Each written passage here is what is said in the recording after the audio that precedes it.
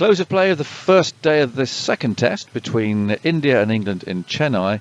Well, how do you judge this score? 300 for 6, India, having chosen to bat first on what can only be described as a very poor pitch for Test cricket. From the very word go, the ball was going through the surface and turning sharply. India were 86 for 3 before lunch, with Kohli out for a duck. He was so bemused by being clean bowled by Moeen that he needed a replay to persuade him to leave. It was extraordinary stuff, really. Gill also out for a duck, and Pujara for 21. But then the afternoon was dominated by Rohit Sharma, who made 161, and Ajinkya Rahane, who made 67. A terrific partnership, that. And you wonder again, the context of the pitch and so on, if that potentially has put India into a winning position. But an outstanding partnership. They both fell within 14 balls of one another. A bit of controversy regarding both, actually. The third umpire could have seen both of them off before they were actually dismissed. It didn't actually cost too many runs. Sharma for a stumping chance, and Rahane definitely should have been given out, caught short leg. 1 run before he was actually dismissed. But a lid was kept on things, and although there were a few words between Pant, who's on 33, and the close fielders towards the end, humour was more or less restored throughout, I would say. So 300 for 6. Axar Patel's on 5 not out. Quick look at the bowling. Well, the seamers didn't do very much. Won that 1 wicket for Stone at the start when Gill didn't play a shot. Was LBW, who's taken 1 for 42. But it's the spinners who are doing all the work. Jack Leach 2 for 78. Moeen Ali back in the side. We'll talk about that. 2 for 112 from 26 overs. Joe Root's taking a wicket. 1 for 15. He nipped out Ashwin just before the close. Michael Vaughan is alongside me. It's ever so hard to try and put some sort of context on that score at the end of a first day, isn't it, Michael?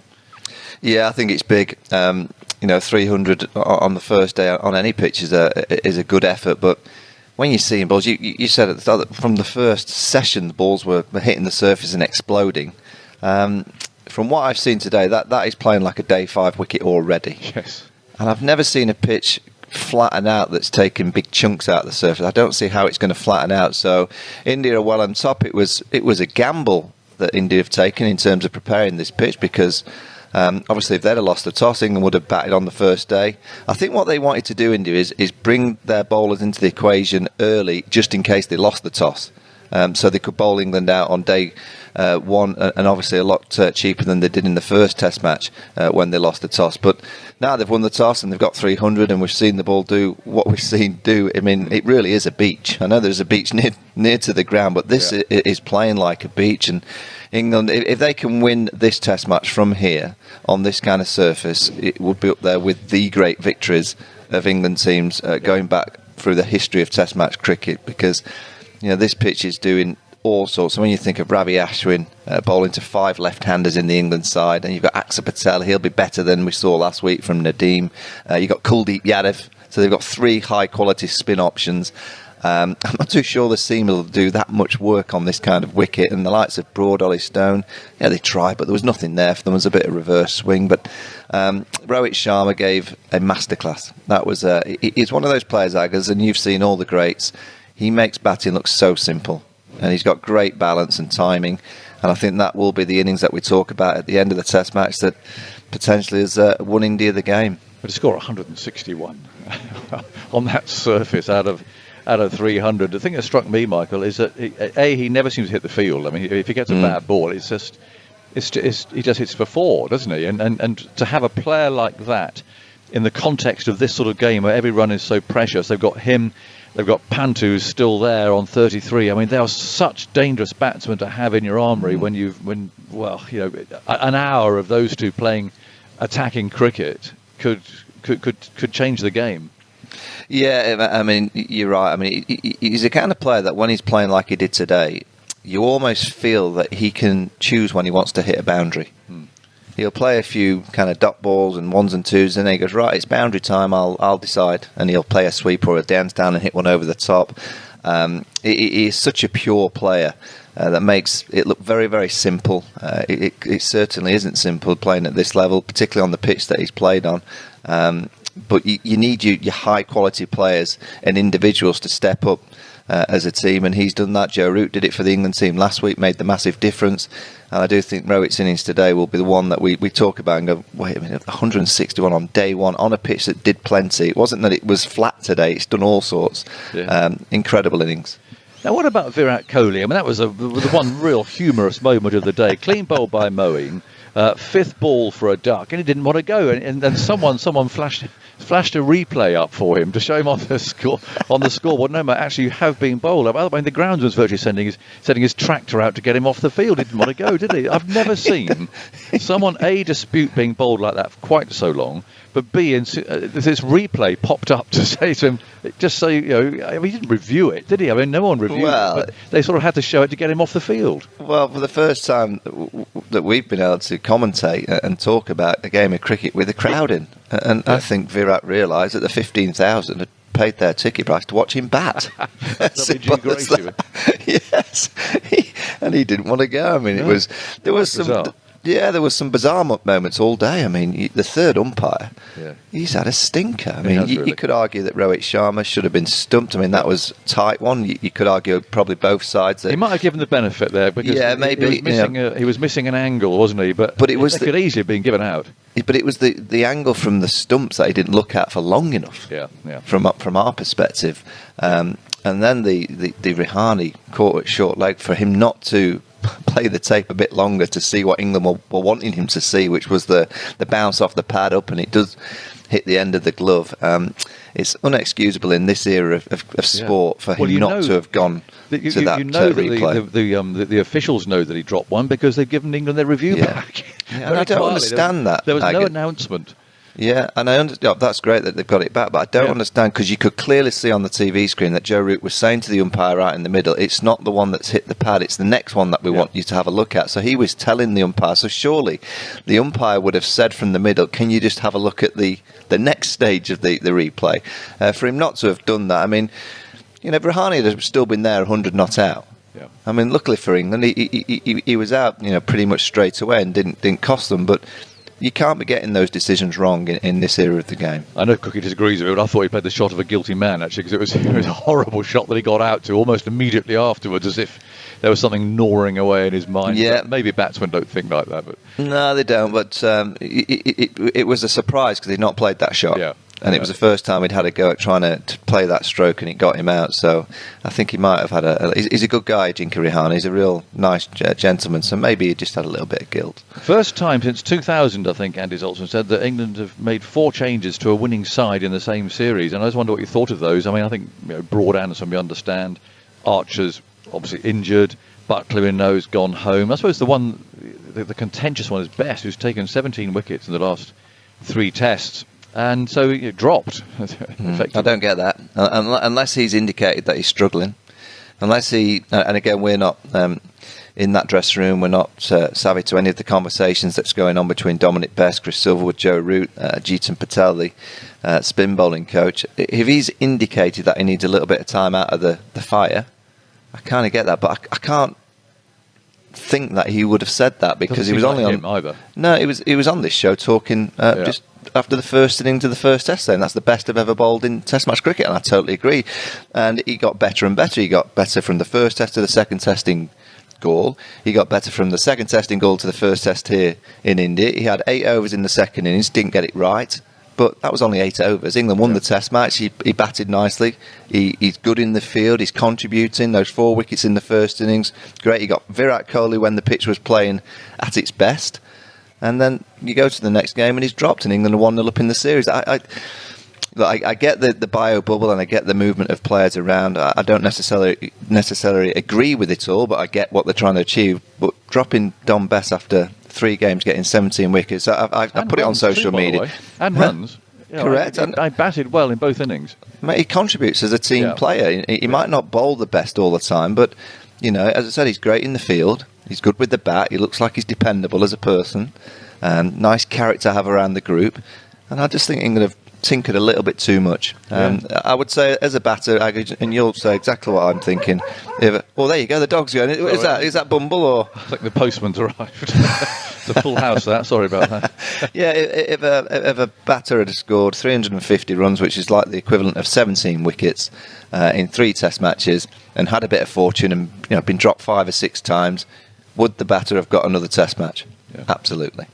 So I don't quite get what they've done with Dominic Bess. Your alarm early for tomorrow, and so am I. Obviously, because that's going to be a fascinating day, isn't it? Who knows what Pant could do? We know what he's capable of doing. But thank you very much indeed. We'll join you again tomorrow for your thoughts. Right, before we go and talk to Prakash Wakanka out there in India, Andy Zaltzman still there in the Stats Central shed. What struck you today? I stole your thunder with the changes, but that's just an interesting one, isn't it? So 4 changes to a winning side for the first time since 2000, I think you said.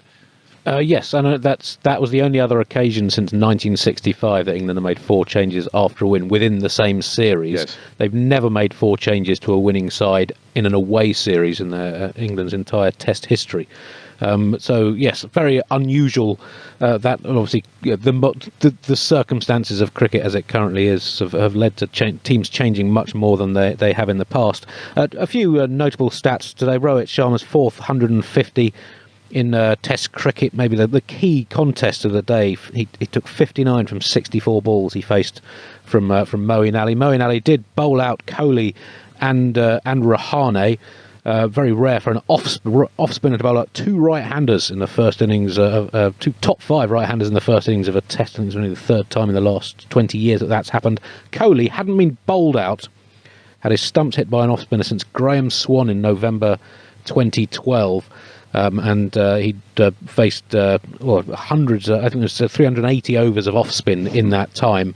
And in terms of facing off-spin in the first innings of Test since 2017 against off-spin in the first inning, the opening innings of a Test match, 380 runs, out twice. In this series, he's out twice for 4 runs in 18 balls he's faced. So that's something England have been doing right. Jack Leach to Pujara. And again, it was something we talked about in the last Test. He got Pujara in the last Test. He got him again today, twice in 18 balls for 5 runs. In his career before that against left-arm finger spin, Pujara had only been out 5 times in over 300 overs and hadn't been out to left-arm finger spin in 141 overs that he'd faced of left-arm finger spin since February 2017. So that's a feather in Leach's cap. However, perhaps the key dismissal of the day, Shubman Gill, out for a duck. And here was a curious stat, Aggers. When an Indian opener has been out for a duck when they've been batting first in a Test match, since 1987, they haven't lost a game. So maybe it was tactics. 10 occasions previously, 5 wins, 5 draws. Ashwin is clearly going to be a threat. His stats, we saw him bowl first in the first Test and struggle in that first innings. In home Tests, he averages 31 in innings 1 of a Test, 21 in innings 2, 21 in innings 3, and 17 in innings 4. So he looks like he's going to be a huge factor. And no extras. Today we saw an absolutely beautiful display of wicket-keeping from Ben Foakes, unlucky not to take that stumping, and a series of silken takes. I've looked at the database, Aggers, which goes back to 2001, and in the first innings of a Test, at the 88-over mark where we are now, this is only the 2nd time in 567 innings that no extras have been conceded by the end of the 88th over, innings 1 of a Test. And on a pitch like this too, that's quite something. Thanks, Andy, very much indeed. So to Pune we go, and to Prakash Wakanka. Good afternoon, Prakash. Well, what do you make of all that?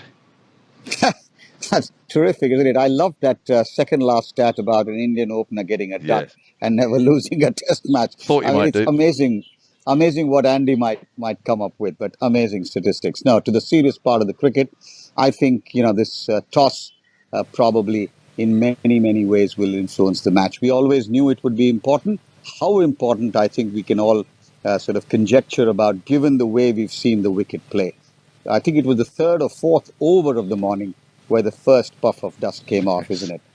So it's going to be a dust bowl multiplied by something compared to the last Test match.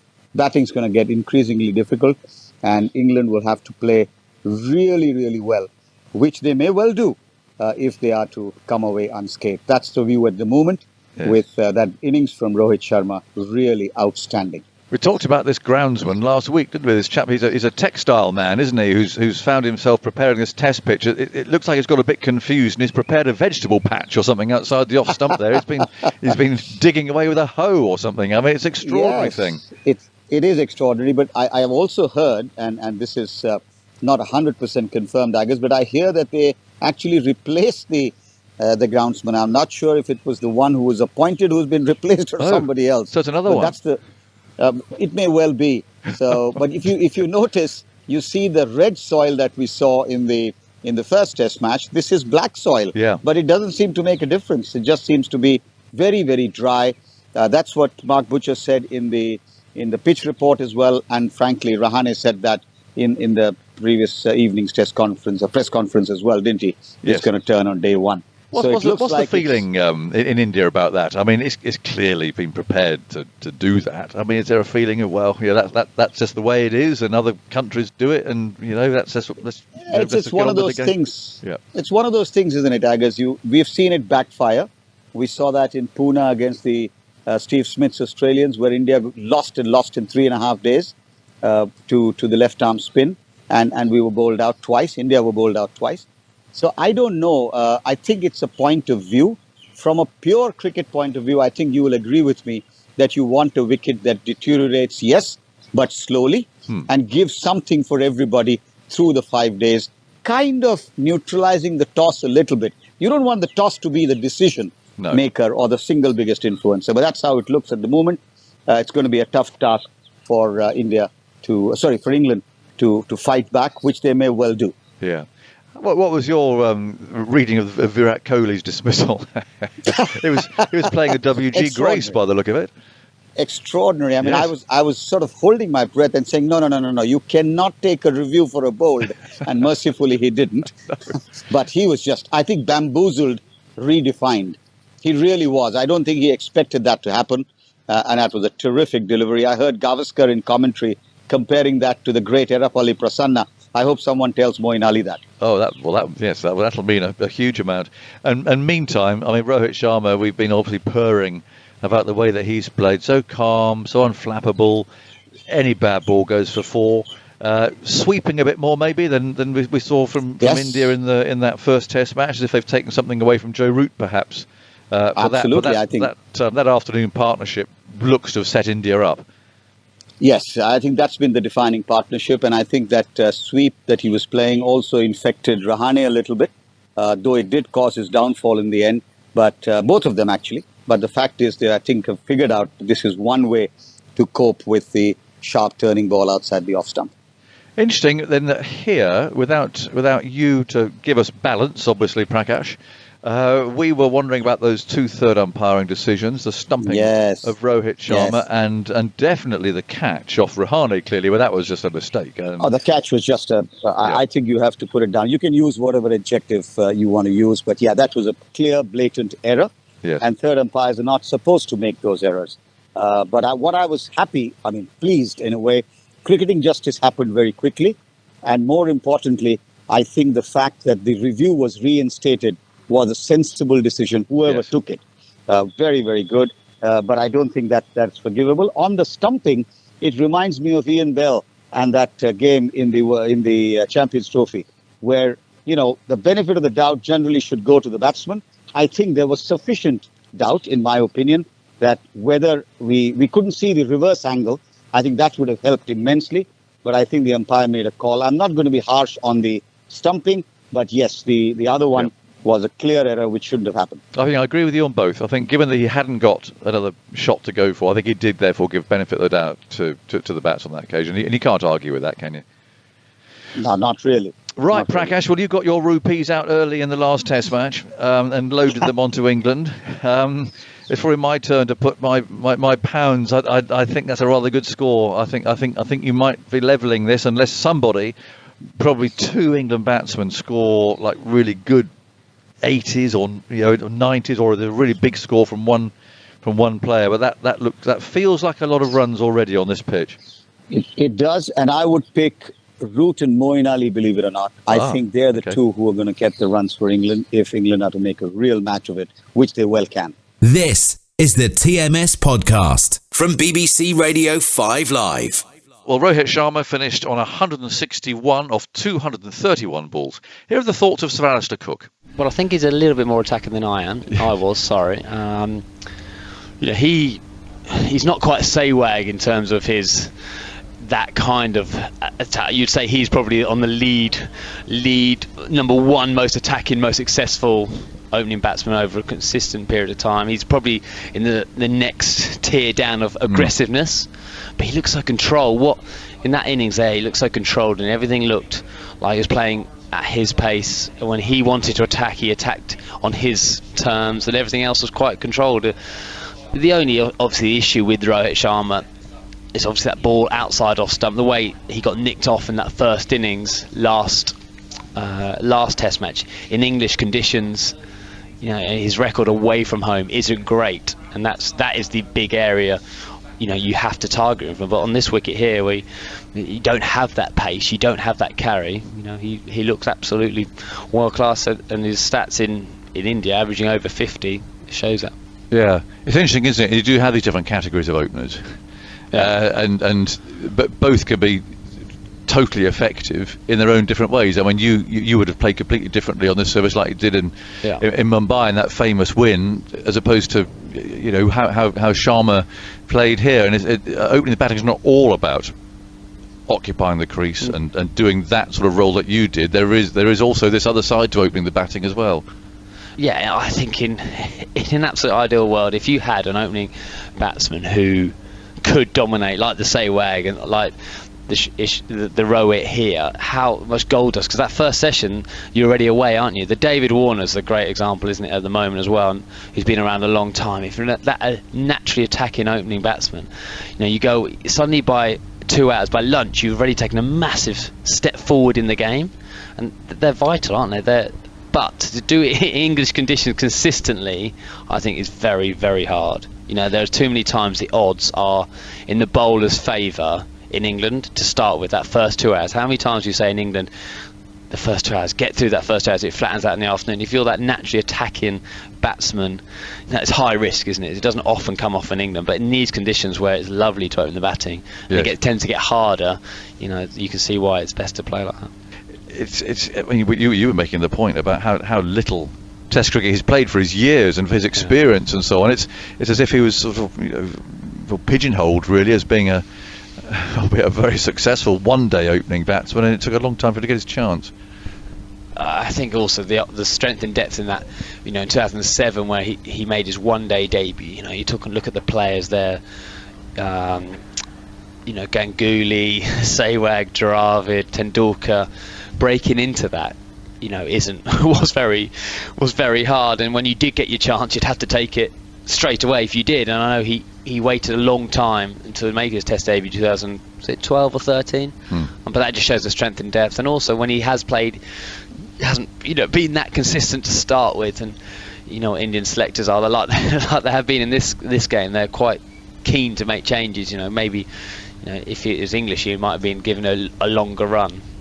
Do you have to be more patient with a shot-playing opening batsman than with someone who's a more obdurate type? Because he does give you a bit of a chance. I mean, he can obviously, just seize the initiative and get innings off to flying starts, and the fielders running around all over the place and so on. But he does naturally give you a bit more of a chance, isn't he? Yeah, he's only just started opening, hasn't he? I don't think he's batted a lot in the middle order, and it's only the last little bit he's kind of taken his one-day opening role. He's obviously opened a lot in one-day cricket into the Red Bulls, so but I think he's here to stay for a while now, isn't it? They like having him in the squad and in the team for that, his all-round package. Clearly his runs and the manner he gets his runs, if he gets in, he's going to do what he's done today. You're listening to the TMS podcast from BBC Radio 5 Live. So time for some reactions. Simon Mann has been speaking to Jack Leach. Well, can you put that day into some sort of context? How does it feel at the end of the first day?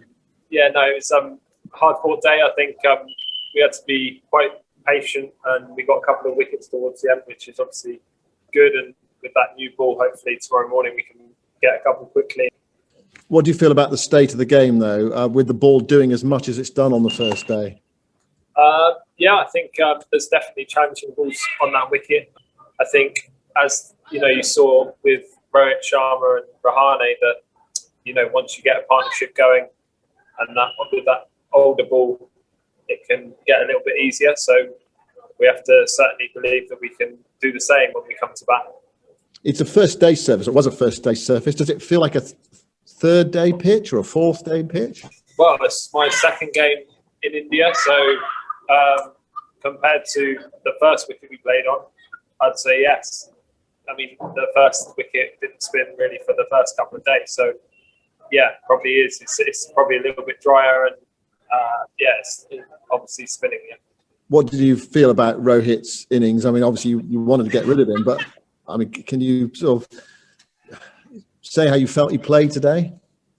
Yeah, he played a serious knock. Obviously, a world-class player, and to see how he went about it. Well, I didn't enjoy it, but he obviously batted well, and he's obviously helped him to a decent score at the moment. Having seen the way he played, do you think that England will have to change their batting approach when it's their turn? That the feeling there might just be a ball with your name on it somewhere on the line. I think we've shown over the last 3 games that we've been able to adapt quite well. I think even back in Sri Lanka, we were playing on some spinning wickets, and I think the lads have adapted really well to different surfaces. So I have full belief that we can do that here as well. Well, there's been a lot of talk in the last few days about Jimmy Anderson's remarkable over on the last day of the first test. He bowled Shubman Gill and Ajinkya Rahane with reverse swing, setting up the win for England. And Anderson's been chatting to Greg James and Felix White on the Tailenders podcast. It's so strange because I remember the first ball, and I was a bit stiff from bowling in the first innings and then being in the field. Your body generally needs to wake up a little bit. You need to bowl a few balls to get into the spell. But I remember the first ball came out absolutely perfectly, just where I wanted it, and just swung in a little bit. So I thought, all right, that's handy. I can then now adjust for that. I can throw it a little bit wider and hopefully tail onto off stump. And I think it's just one of those things where it just happened to be my day. Because there's a lot of times where you're aiming for a spot on the pitch and you keep missing it. No matter how hard you try and hit it, you keep missing it, and it just doesn't happen for you that particular day. But yesterday, it just happened for me, and I don't know. I did feel in really good rhythm all week, and didn't have the figures to show for it maybe in the first innings, but I just felt that something could happen on that pitch, because I'd seen a few balls do something unusual when Bumrah and Ishant bowled on it at us in the second innings. So there was definitely something there. So it was just a case of, we kept it really simple as well. I just thought, I'm going to bowl, because when it's reversing, you can think, I'm going to go bowl a few out and then a few in, or 3 out, 1 in, and whatever. But this was really simple. We thought, right, the pitch, we've got to bring the stumps in as much as possible. I'm just going to go in. I'm going to set a feel for it. I had 2 catches on the leg side. This is what I'm going to do. I'm going to try and do it as often as I possibly can. Oh my God. How many times have you watched the over?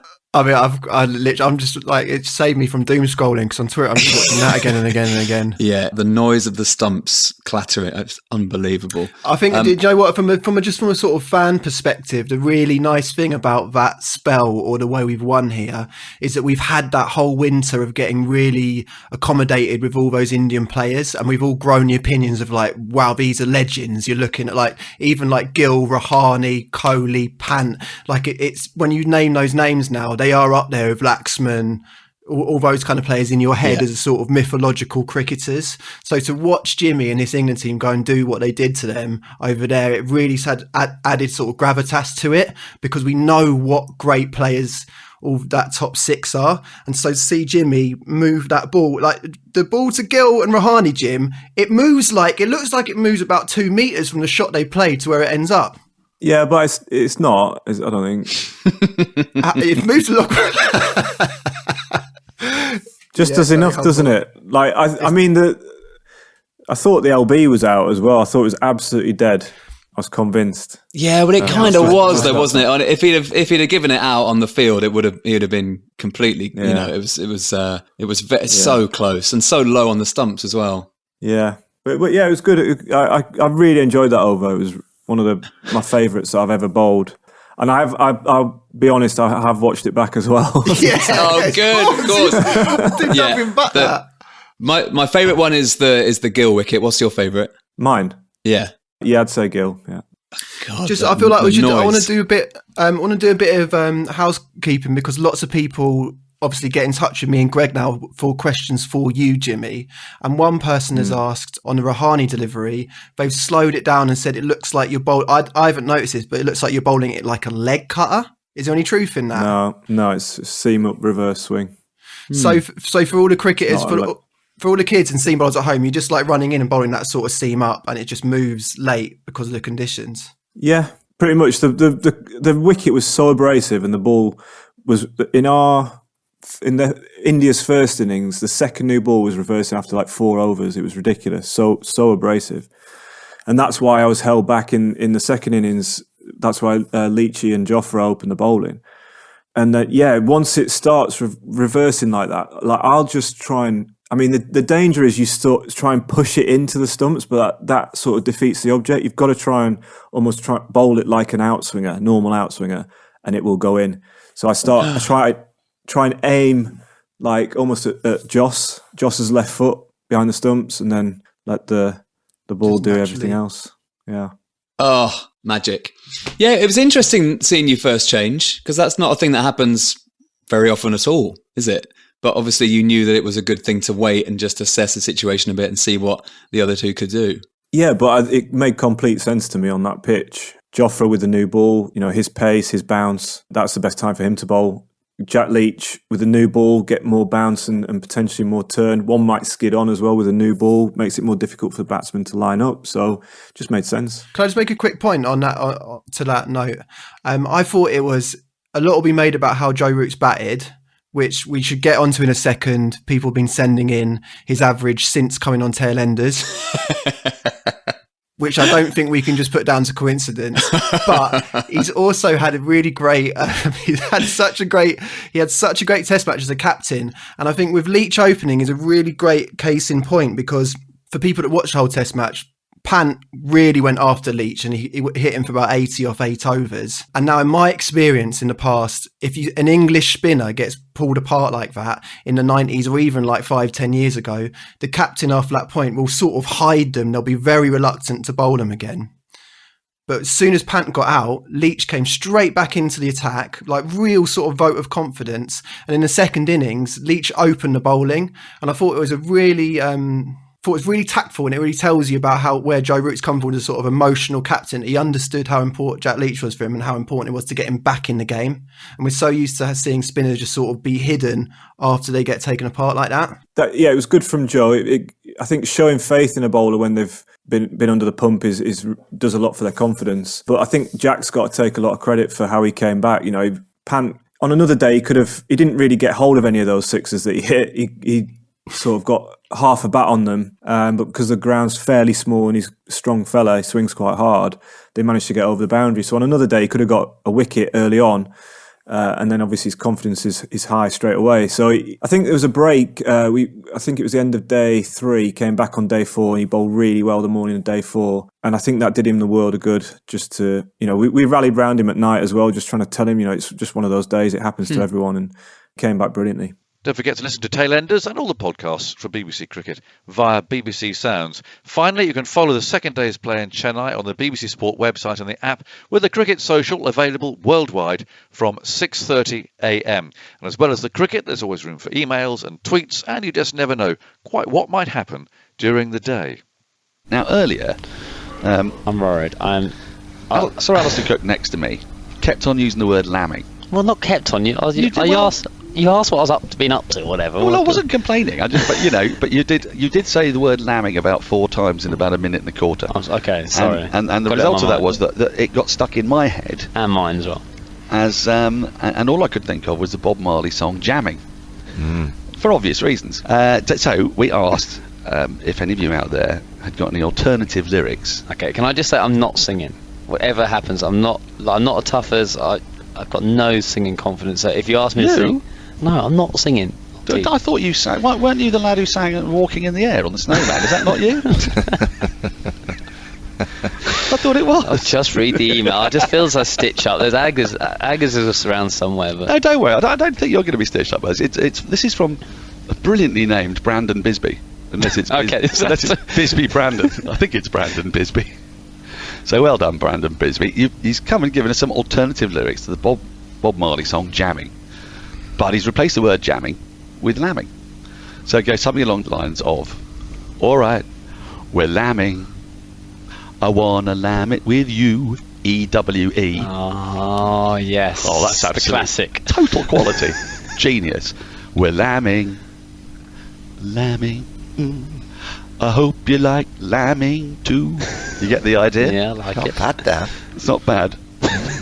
Now this bit gets quite tricky. Okay. Ram must up, spring is near. Pen the ewes, hung up the shears. Leave them to it, maybe lend a hand. Soon we'll put them back on the lamb with thrive, living life to the full. Lambing till the lambs are through. We're lambing. Oh my God. I wanna lamb it with you. That's basically it. But Dan, that was very good. That was very good. I think you should do that every day. Just imagine someone just turning on the radio now. Oh dear, the cricket, and then just hear it now. Well, apologies. No, brilliant. It's brilliant.